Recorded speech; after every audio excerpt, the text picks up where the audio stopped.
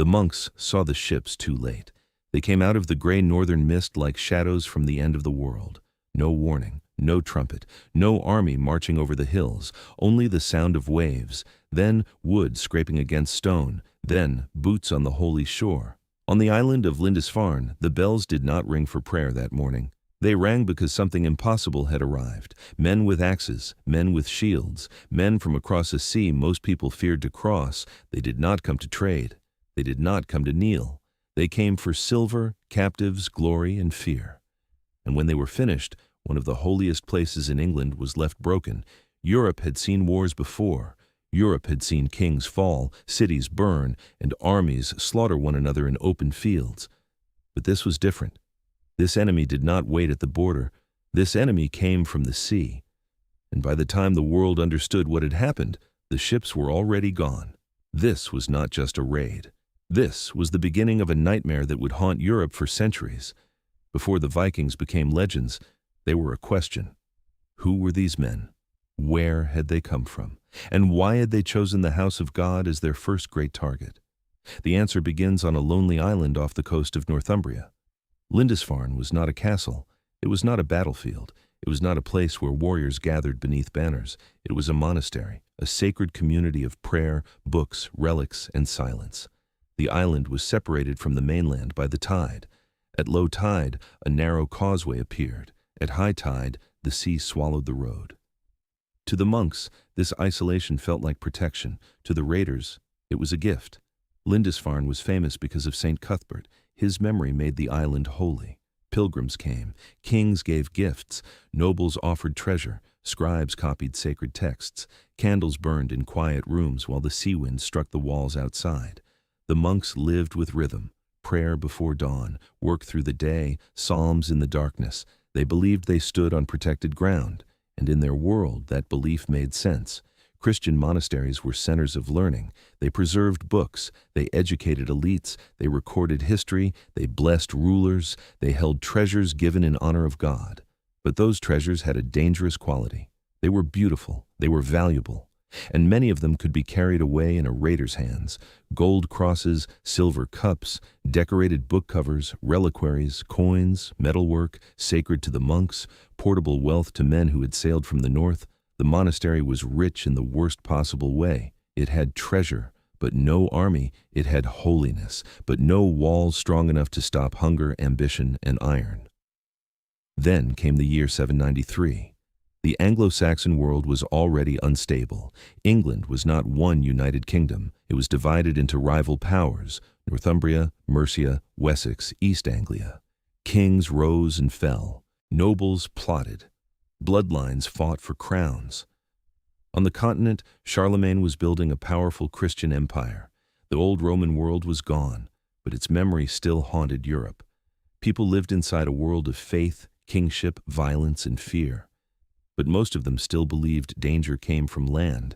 Armies crossed borders, enemies rode along roads, raiders came through forests, valleys, and mountain passes. A threat could be watched, a threat could be seen, a threat could be prepared for. The Vikings changed that. Their greatest weapon was not the axe. It was the ship. Long, narrow, fast, and flexible. The Viking longship could cross open sea. It could cut through rough northern water. It could move under sail when the wind favored it. It could move under oar when the wind died. It could slide into shallow rivers where deeper ships could not go. It could land directly on a beach. It could be pulled onto shore. It could appear in places no army expected, and then vanish before a king could gather men. This was mobility turned into terror. A monastery might be safe for 100 years. Then, one morning, dragon-headed ships could appear on the horizon. By sunset, the raiders could be gone. Behind them, smoke, silence, missing brothers, empty treasure rooms, and a question no one could answer. Where would they strike next?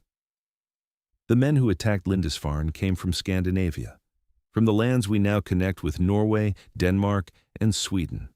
But they were not one single nation. They were families, crews, war bands, traders, farmers, chieftains, and adventurers. Some sought silver, some sought land, some sought status, some sought revenge. Some followed leaders who could promise wealth. The word Viking did not mean every person from the north. It described the act of going raiding, voyaging, seeking fortune across the sea. A man could farm in one season and raid in another. He could trade in one port and fight in the next. This is what made them so difficult to understand. They were not simply pirates. They were not simply invaders. They were raiders, merchants, explorers, settlers, and warriors, depending on the moment. But to the monk standing on a burning island, none of that mattered. What mattered was the axe in front of him. What mattered was the sound of his brothers screaming.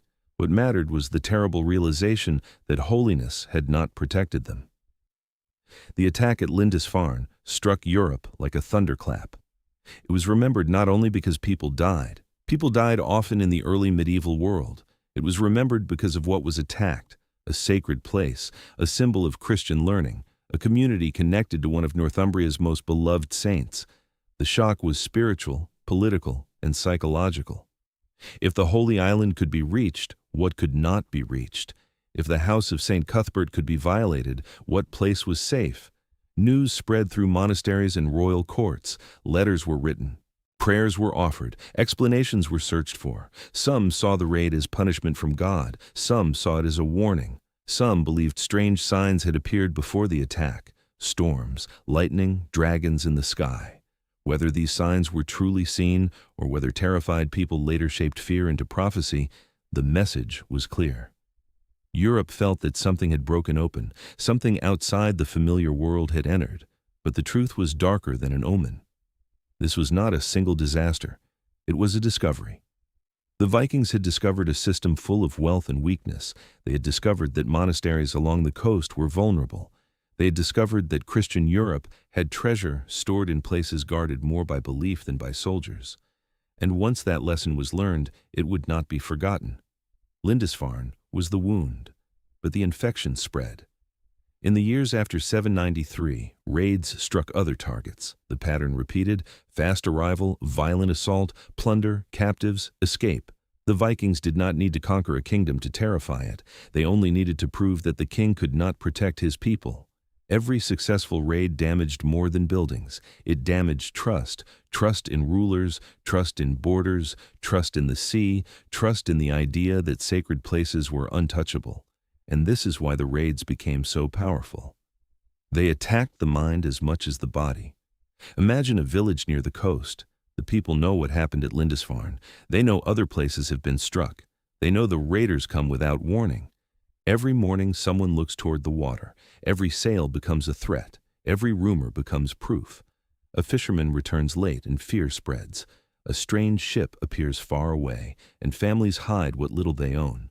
The raid may not even come, but the fear has already arrived. This was the Viking advantage. Their reputation traveled faster than their ships. Soon the terror moved beyond England. Ireland became a target. Scotland and its islands felt the pressure. The western coasts of Europe began to fear the same sails. Monasteries on islands were especially exposed. Iona, another sacred center of Christian life, suffered repeated attacks.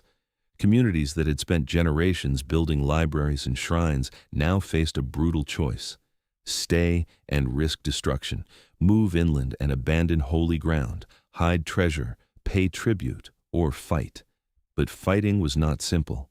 Early medieval kings did not command modern states. They did not have permanent national armies waiting in barracks. They had nobles, local levies, alliances, and obligations. To respond to a raid, a ruler needed time. Time to hear the news, time to gather men, time to march. The Vikings attacked time itself. By the time the king heard, they were gone. By the time soldiers arrived, the smoke was cold. By the time revenge was planned, the raiders were counting silver across the sea. And with every successful return, more crews were tempted. More leaders saw opportunity. More young men heard stories of wealth waiting in the West. What began as shocking raids became a system, a dangerous economy of violence. Silver from churches became rewards. Rewards secured loyalty. Loyalty built larger crews. Larger crews meant bigger raids. Bigger raids meant more fear. And fear made victims more likely to pay. This cycle would reshape Europe. At first, the Vikings came for hit-and-run raids. Then, they began to stay longer. They set up winter camps. They used islands and river mouths as bases. They learned which kingdoms were divided. They learned which rulers were weak. They learned when to raid, when to negotiate, and when to accept payment. Gold and silver could be taken by force. But sometimes fear made people hand it over willingly. Tribute became a weapon. Pay us, and we leave. Refuse, and we burn. It was a terrible bargain, but for many rulers it was easier than watching villages destroyed. This was how raiders became political forces. The Vikings were no longer just men on ships.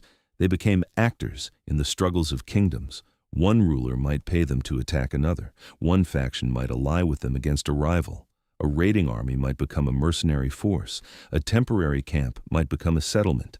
And settlement would prove more dangerous than raiding, because a raid ends when the ships leave. A settlement changes the land forever. In Ireland, Viking activity led to the growth of coastal bases. Over time, some of these became towns. Dublin became one of the most important Viking centers in the Irish Sea world. It was a place of trade, power, conflict, and wealth. This shows the deeper truth of the Viking Age. The Vikings did not only destroy, they connected worlds. They traded silver, slaves, weapons, furs, amber, and goods from astonishing distances. Their network stretched from the North Atlantic to the rivers of Eastern Europe, from the British Isles to the Frankish world, from Scandinavian farms to markets that touched Byzantium and the Islamic world. But for the victims of the early raids, this wider history did not soften the terror.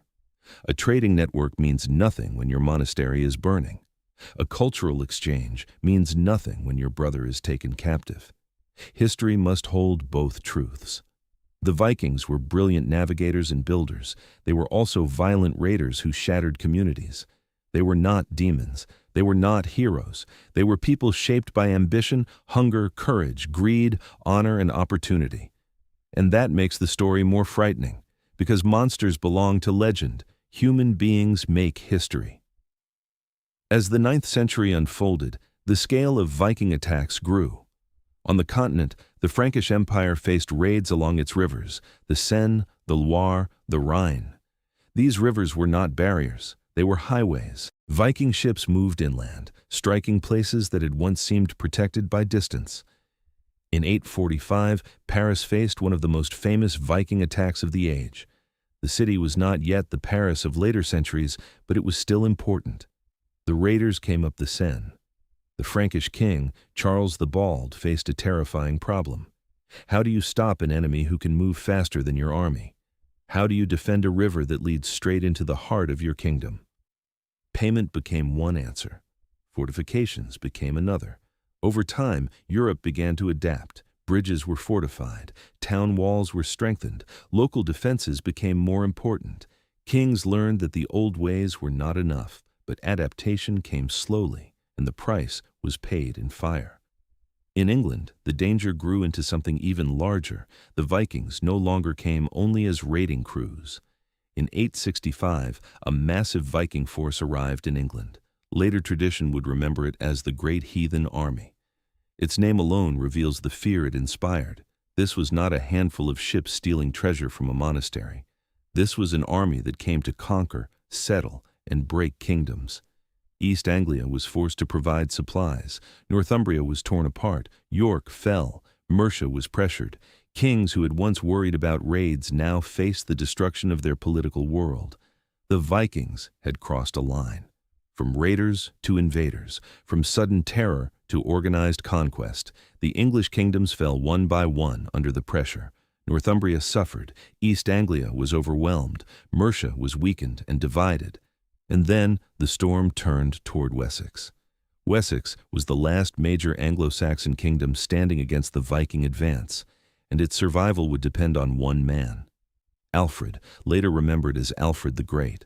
But before greatness, there was desperation. Alfred did not inherit an easy world. He inherited crisis. Viking armies were experienced. Their leaders were ruthless. Their movements were difficult to predict. They could fight battles, strike settlements, and force negotiations. Wessex was under pressure from every direction. In 878, the situation became almost hopeless. A Viking force under Guthrum launched a surprise attack in winter. Alfred was driven into hiding. The king of Wessex, the hope of his people, was reduced to a fugitive in the marshes. This is the kind of moment history loves to remember, not because victory is certain, but because defeat seems unavoidable. Alfred gathered what men he could. He waited. He rebuilt courage from fragments. Then he struck back. At Edington, Alfred defeated Guthrum's army. The victory did not erase the Viking threat, but it changed the story. Wessex survived. Guthrum was baptized. A settlement was made. Parts of England came under Scandinavian influence and law. This region would be remembered as the Danelaw. The map of England had changed. And it had changed because of ships that first appeared from the mist generations earlier. This is the true power of the Lindisfarne raid. It was not important only because of what happened that day.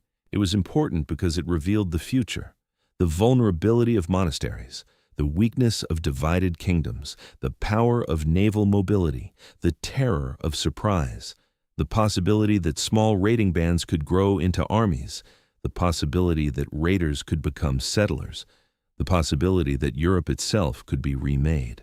The Vikings forced Europe to change. Kings had to defend coasts and rivers. Communities had to build stronger fortifications. Rulers had to respond faster. Political systems hardened under pressure. In some regions, the need for defense strengthened royal power. In others, local lords gained importance because people needed protection close to home. Fear reshaped government, and that is one of history's hardest truths. Violence does not only destroy buildings, it changes institutions, it changes laws, it changes who people trust, it changes how societies organize themselves to survive. The Viking Age was not one long raid. It was a transformation. In Normandy, Viking settlers would eventually become Christian rulers. Their descendants would become the Normans. In 1066, those Normans would cross the sea to conquer England. Think about that. The descendants of northern raiders would one day reshape the kingdom that their ancestors once terrified. History does not move in straight lines. It circles. It returns. It transforms enemies into rulers. It turns raiders into dukes. It turns fear into ancestry. It turns invasion into identity.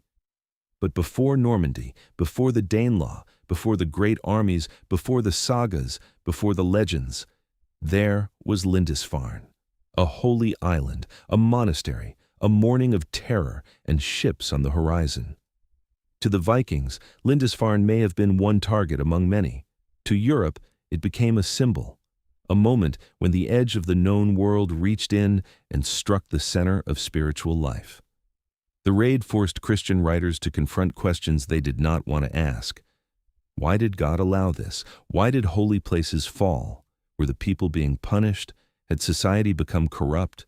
Or was the world simply more dangerous than they believed? These questions mattered, because medieval people did not separate politics, faith, and disaster the way modern people often do. A raid was not just military. It was moral. It was cosmic. It had meaning, even if that meaning was fear.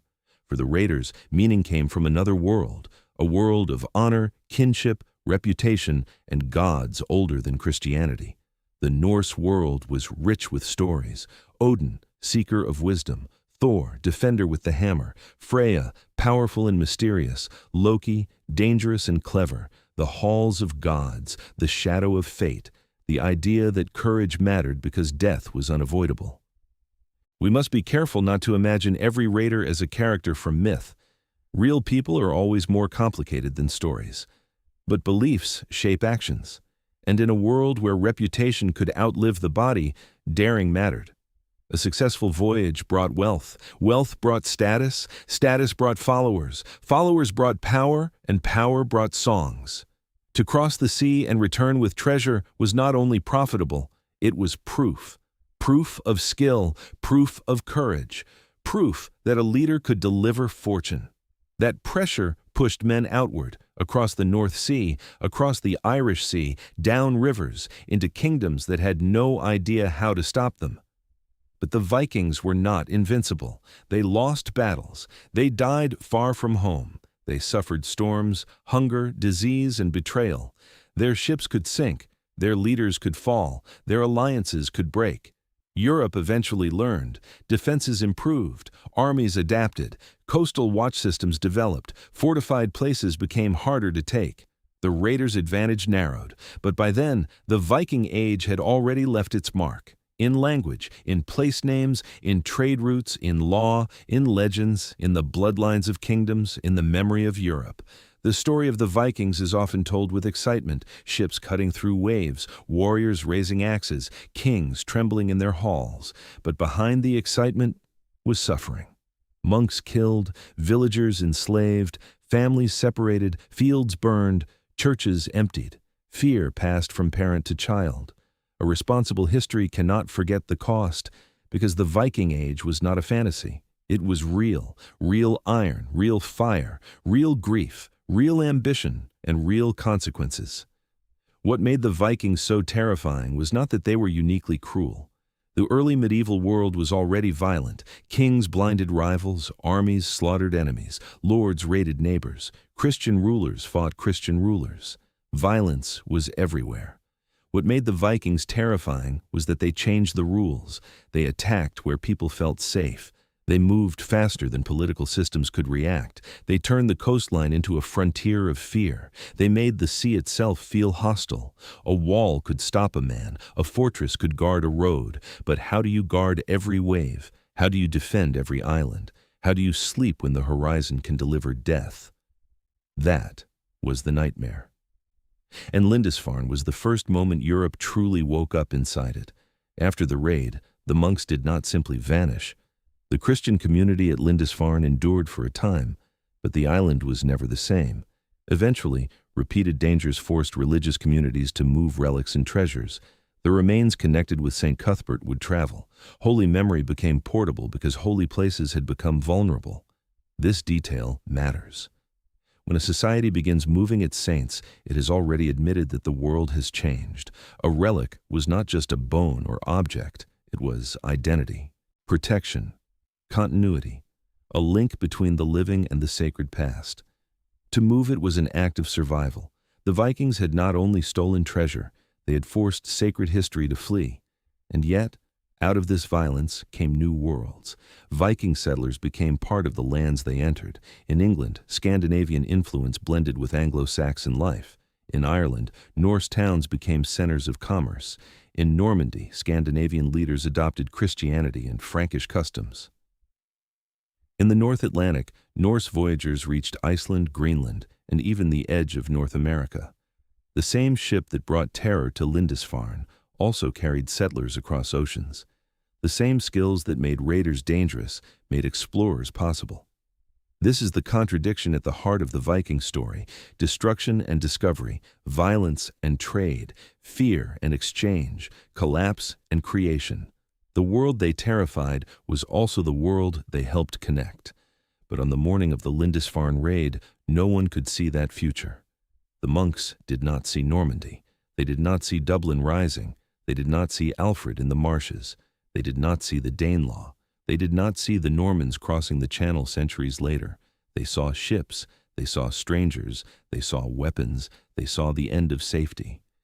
Sometimes history announces itself with a coronation, sometimes with a treaty, sometimes with a battle between armies under banners.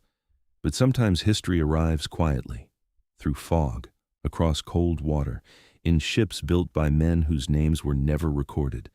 The raid at Lindisfarne became famous because it felt like a beginning, but it was also a warning that wealth without defense invites danger, a warning that divided kingdoms struggle against fast enemies, a warning that sacred symbols cannot always stop human ambition, a warning that the edge of the map is never truly empty. Somewhere beyond it, someone is building a ship. For Europe, the Vikings became a test. Could kingdoms adapt? Could faith survive humiliation? Could communities rebuild after terror? Could enemies become neighbors? The answer over time was yes, but the cost was enormous. Europe survived the Viking Age, but it did not survive unchanged. Its defenses changed, its kingdoms changed, its towns changed, its trade changed, its imagination changed.